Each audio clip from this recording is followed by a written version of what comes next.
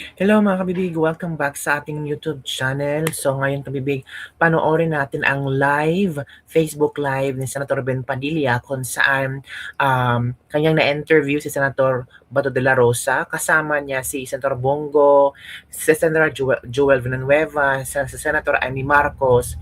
At talagang na-shock sila sa ginawa ng NBI. Nasa loob sila ng Senado, nag-lockdown ang Senado at least man lang kasama ni Senator Bato de la Rosa yung mga PDP laban senators at yung mga majority na mga senators, mga kabibig. Ramdam natin na talagang nasaktan si Senator Robin Padilla kasama ang grupo ng Senator Amy Marcos. And I'm sure kahit sabihin man natin na si Senator Bato de la Rosa ay napakatapang, pero humihingi siya ng tulong sa sambayan ng Pilipino na sana makamit ang totoong hustisya sa ginagawa ng NBI at ng gobyernong ito. Nako, ito kabibigyan, makinig tayo sa live ni Senator Ruben Padilla. Kasama niya si Senator Amy Marcos, Senator Joel Villanueva, Senator Bato, at si Senator Bongo. Hello. Hi. Gusto ko, andito kami. Nag-iintay. Ayaw namin iwanan si Bato, my love. Wawa naman. Hi everyone, kain po tayo. Ang aming bagong... Hindi. Di ba ikaw ang majority floor leader? Tinuturo ko nga siya eh. Ganun? Acting. Acting. Ayan. Boss, Idol Robin. Opo. Linis na po ang lockdown. Hindi na hostage ang Senado. Sino naman ang hostage sa Senate? Ba't nila-lockdown yung Senate? Ba't tayo kinukulong? Ruby, sanay ka na doon. Kung pangungulungan lang medyo may experience tayo dyan. The NBI inspects every vehicle leaving the Senate premises, going in, going out. Lahat ng klaseng inhustisya naranasan ni Robin. Oo. Awanan Diyos Bakit ko, ganun? mag-anak ko rin. Bakit ganun? Bakit? Awanan Diyos ko, mag-anak ko rin. Ganun ha? Ramos! Ah. Ungas na. Ay, patay na pala. Sorry. Naka-lockdown pala tayo? Oo, ngayon lang linis. Oo. Oo, nila-lockdown. Lahat ng tao hindi makalabas, hindi nila makapasok. Sila nag-decide. Tapos, ginulpi nila yung OSAA kasi pilit nila pinapasok ang Senator's Lounge. Kung saan bawal lahat ng tao pumunta kung hindi ka senador. Bugbog. Binugbog. Binugbog yung security ng Senate. No, Kasi hinaharang ng tao. Katabi ni Kwan. Ay, grabe naman yun Kawawa naman. Kawawa. Ang Sergeant at Arms ng Tama ba yun? Senado. Bawal yata yun Hindi naman yata nila dapat ginagawa yun. We moved for the side them in contempt kanina. Grabe. Bakit? Maintindihan? Bakit ganun kalakas ang loob nitong mga... Yeah, unbelievable. We're still ruled by laws. Di ba bureau lang yun? Oo. Anyari. Tapos mismo yung DOJ, sinasabi na wala namang warrant of arrest na natanggap para kay Bato. Ano yung binabandera nila? Di ba sampi na lang? Hindi naman sila pwede mag-issue ng warrant eh. Kailangan pumunta sila sa korte. At sila mamadali pat eh. Mabigat yun Mabigat yun siyempre po, wag daw natin iwan si Bato, sabi ng mga tao. Walang iwanan. Matutulog na kami rito. Uy, Ano? ako din, dito na ako matutulog. Bato, pagka ma-high blood, maka-high blood na yung ginagawa Dapat nila. pinaka-relax. Boss, katabi ko po ang aming matatawag nating bayani ngayong oras na ito. Si Senator Bato. Maraming salamat. Please include us in your prayers. Wag daw po kayong iwan. Sabi ng mga tao, wag daw namin kayong iwan. Salamat. Mga mahal kong kababayan, ito pong nagaganap ngayon dito sa Senado. Medyo ito po ay extraordinary. Dahil nung ako po ay nangyari na po ito nung panahon ni Senator Trillanes. meron din pong warrant na lumabas sa kanya at ako din po nandyan sa baba. At gustong-gusto ko pong tinatawag na citizen's arrest. Pero hindi po ako nakapasok nung panahon na yun. Mahigpit. Opo. Pero ngayon, nakapagtataka, nandito na po sa loob ng Senado ang NBI. At bukod po nandito sa loob ay nang bugbog pa ng tinatawag namin. Matatawag natin parang pulis natin dito sa loob yun, di ba? Pulis ng Senado. Oo. Pulis Pulis ng Senado. Pulis ng Senado. Medyo kagulat-gulat po yun. Sapagkat, siyempre po, pagdating po dito sa Senado, dapat ang nasusunod ay yung pulis po dito. Kumbaga, para po dyan lang yan sa bawa, pumunta ka sa UP, di ba? Sa UP may pulis din. O, yun ang nasusunod sa UP.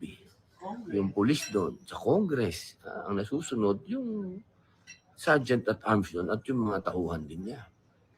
Pero dito po, sa Senado ngayon, medyo malungkot po yung balita na yun dahil parang yung amin pong independence. Parang yung aming independence ngayon ang parang wala na. Parang nawalan tayo ng kapangyarihan pare ko doon. Di ba parang ganun yun? Naka-lockdown nga. Hindi nga tayo pinapalabas. Kaya nga po mayroong Tinulungan batas, nga tayo. meron po sa revised penal code, yung Article 145. Hindi po pwede na harangin ang sino man, Kongreso man, sa Senado man, na hindi niya magawa yung kanyang tinatawag na constitutional duty to serve as elected official. And it's a crime. Kaya po talagang yun nga po yung balak gawin ng Senado as an institution to file charges against these individuals. Kasi hindi ho talaga nangyayari yun. Kaya nakakagulat po na ngayon lang nangyari itong imagine ho, nandito na mismo sa premises ng Senado. Hindi papayagan o iba-block na maka-attend, makapag-participate ang isang elected official dito sa Senado sa katauhan ni Senator Bato. Yun po, malinaw na po yan. Galing na po yan sa masasabi nating veterano dito. Ako din po nagtataka talaga dahil ng panahon po ni Senator Trillanes, hindi ako nakaporma dyan sa babae. Talagang nandyan lang ho ako talaga sa parking. Hindi po ako nakapasok ng Senado noong panahon na yun. At may nagsasabi din po na yung hawak daw ni dating Senator Trillanes, sabi naman ni John Vic Remulla, Oo. ang sinabi na hindi naman daw bahagi ng PCTC si Trillanes at wala naman daw natatanggap pa na warrant of arrest. So ano kaya yung binabandera? Yung kanina. Oo. At saka sheriff na ba siya ng ICC? Kakakamot ulo eh. Oo, parang ganun. Parang ganun nga ang dating. Pag nagsaserve ka ng warrant, sheriff ka. Sheriff ka, ano? Oo, naku, may bago pong sheriff ang ICC. ang ICC. Na Pilipino. Na Pilipino. Same. Opo. Aba, ibang klase yun, ha? Opo. Talagang, Wala na. Anarchy. oo, medyo nakakatakot po yan. Anarchy. Ang title. Yan po ang mga pangyayari dito sa Senado ngayon. Ay, Mga kababayan ko, wag natin pabayaan si Senator Bato. Dito po kami ngayon sa Senado. Paglaban natin ang kanyang karapatan. Dito si Senator Robin. Ito Senator Bato. Mga kababayan ko, wag natin pabayaan Senator Bato. Kabayan ko, trust in God. Yan po, To trust in the Lord our God. 30,000 po ang nanonood sa atin, ha? 30,000. Ngayon, ang nanonood sa atin na mga kababayan natin, andito po ang ating bayani ngayon. Aarestuhin ako. May warrant of arrest daw si Trillanes na hawak. Hindi naman siya ICC, hindi siya PCTC, pero siya may hawak. Pero ayaw niya ipakita sa tao dahil somewhat spurious yung kanyang warrant of arrest. Wala klaro, hindi klaro. Hindi klaro yung kanyang warrant. wala daw case number. Meron doon is lang yung situation number lang. So malabo ito maging warrant of arrest. Kaya pinipilit niya na secret daw. Kasi gusto nila pilit na akong dadalhin sa dahig. Surrender doon. So sana, suportahan ninyo ako mga kaibigan, suportahan nyo kami. I am doing this not for myself, but for the sake of our country. Pilipinas lang nakataya dito. Soberenya ng Pilipinas ang nakataya dito, kinabukasan ng ating bansa. Sana suportahan ninyo kami sa aming pakikibaka dito dahil hindi po ito biro. Kami po ay ako'y naging chief NP lang para magtrabaho. Tapos ganun na lang gagawin nila kahit na wala pang klarong warrant of arrest. Dinideny ng DOJ na walang arrest warrant ng ICC na nakarating sa kanila. Ngayon, itong isang private individual na si Trillanes, meron siyang hawak-hawak. How come? Ano ba ito? Privatized na itong trabaho ng ICC? Tapos ayaw nila ilahad. Secret ko, no? Malaking kahibangan ito, mga kaibigan, mga kababayan. As I have said, haharapin ko yan kung idaan lang nila sa proseso. Kung merong totoong warrant of arrest, dalhin nila sa local court, ayusin nila, then usapan natin at haharapin namin yan. Hindi yung dala ka ng papel na hindi klaro. Most likely spurious na warrant of arrest daldalan Trillanes kasi gusto niya madala ako doon sa dahig for rendition. Sino si Trillanes? Hindi siya Interpol, hindi siya ICC, hindi siya PCTC, private individual. Pero siya may hawak ng warrant of arrest na gusto i-implementar kasama ang mga NBI. So, ganito na ba ang ating gobyerno? Mga kaibigan, mga kababayan, napakasama po sa nangyari. Ako'y binoto ng 20 million na Pilipino para magtrabaho. Ngayon, pinipigilan lang akong pumasok sa Senado dahil ayaw nila na maagaw namin ang liderato ng Senado. Pero hindi sila naging successful sa pagharang sa akin dahil nakapasok ako talaga. Nagipagbunuan ako sa kanila. Makita niyo sa video. Nakipaghabulan ako sa kanila dahil gusto ko talaga pumasok dito. Naharang nila ako para hindi aabot ng 13 yung boto namin. Wala kami majority para tuloy pa rin yung state of affairs ng ating bansa. Walang mangyayari sa problema sa korupsyon. Ngayon, na kami na ang may hawak ng majority sa Senado. Asahan po ninyo mga kababayan, everything will fall into its right places. Hindi naman tayo natin namin personal, pero trabaho lang ito. Trabahoin natin. So yun lang sana. Sana masuportahan nyo kami dito dahil ibang usapan na ito. Sobra na mga kaibigan. Hindi na ito tama. Sana makakuha kami ng suporta galing sa inyo. Ako'y nakikiusap sa inyo, mga kaibigan, mga kababayan. If you love your country, you love the Philippines, please help us preserve the sovereignty of this country. At ang Senado na isang institusyon na nirespeto na sa ngayon ay binabaliwala na nila, talagang hindi na sila nagrespeto ng Senado. Wala. Kawawa ang bansang Pilipinas. Matanda naman ako. Okay na ako. Pero kawawa yung ating mga anak, mga apo natin. Magkakaroon ng ganitong klaseng bansa. Magtutulungan po tayo mga kababayan. Ako yung apila sa inyo. Sana magtulungan tayo. Suportahan nyo kami dito sa aming pagkikibaka. It's not all about me. Hindi lang ito kay Bato. Kundi para sa lahat ng Pilipino na ito.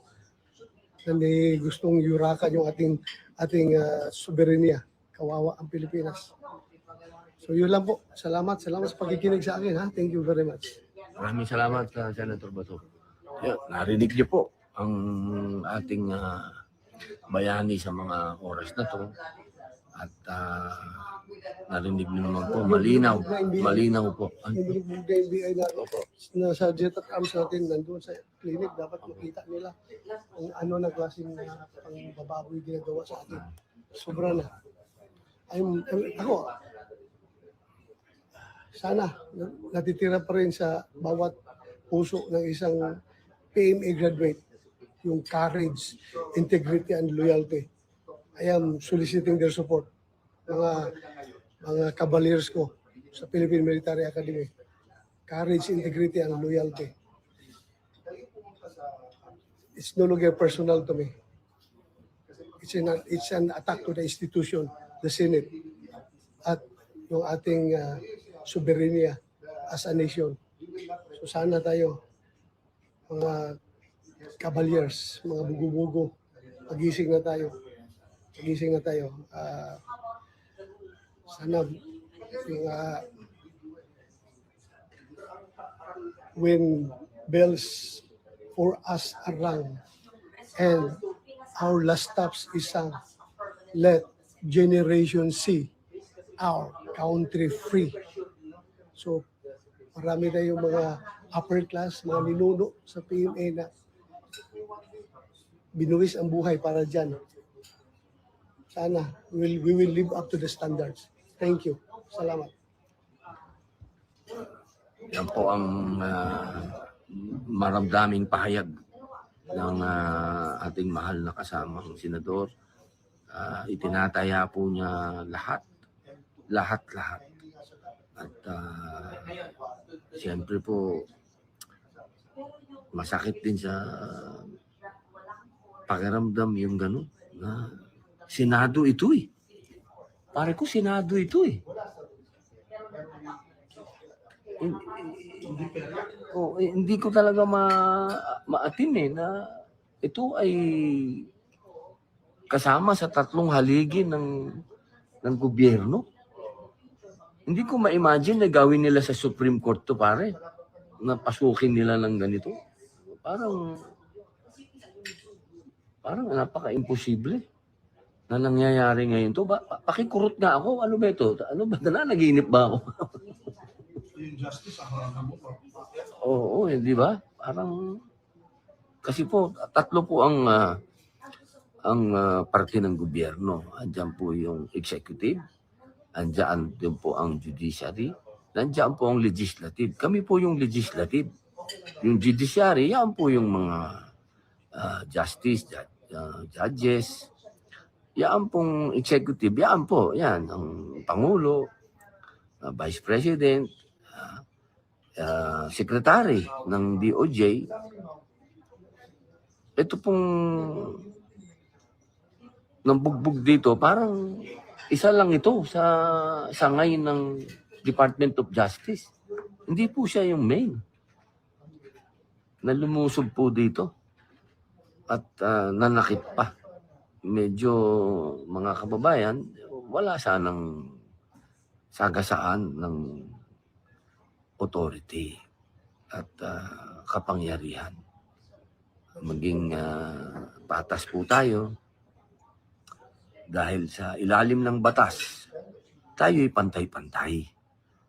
At wala pong pwede na above the law. Tama. At hindi rin po pwede yung you will bend the law. Correct. Hindi po pwede. Lahat po tayo kailangan ay sumunod sa batas. Yun lamang po, mga mahal kong kababayan. At antabayanan ninyo kung ano po ang mangyayari.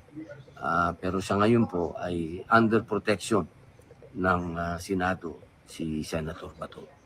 Maraming salamat po. Ayan po sila. Nagkakaroon ngayon ng pag-uusap. So yun po, kabibig, narinig natin ang sentimiento ni Senator Bato de la Rosa at ang ilang mga senador hinggil sa issue na ngayon. Yun po, kabibig, ang ating Lipat for today. Don't forget to like, subscribe, and share this video. Bye everyone. See you next time.